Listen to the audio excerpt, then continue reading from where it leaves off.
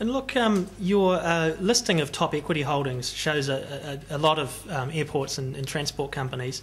Is this just a function of what your fund managers that you outsource to, what they are liking at the moment, or is this a super fund policy that you like that sector?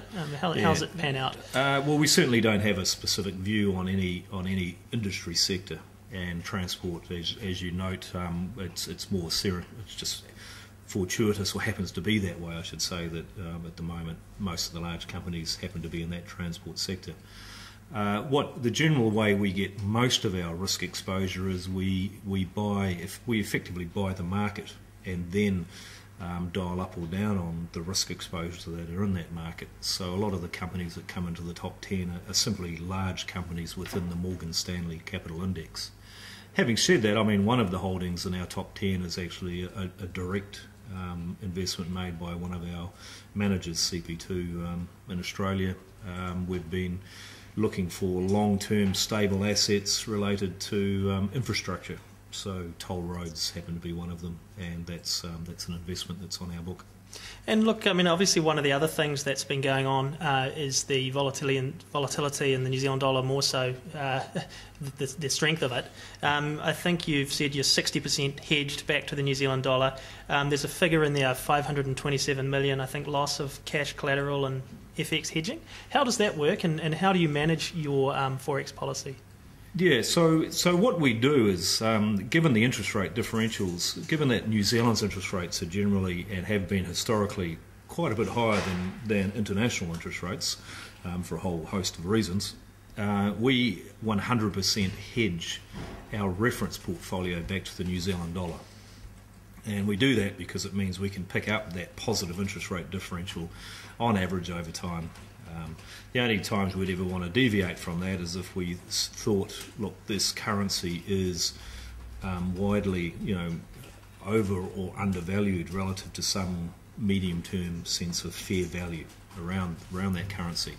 So in general terms, 100% hedged, but we do have to the side a strategic tilting framework, which has for both foreign exchange, equity, fixed interest, property, where we can dial up or down our exposures to that based on measures of, well, how over or undervalued do we think these asset classes are.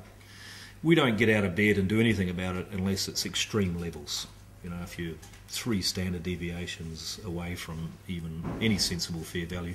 With the currency, we have had a strategic tilt on there that said this exchange rate looks very, very high relative to some medium-term view of fair value. It's important, though, to recognise this isn't some kind of, I suppose, trading bet that we're saying the currency is about to move. It's simply about managing our risks over the medium term. So we will dial down our exposure to assets where we don't think we're being rewarded for the risk anymore.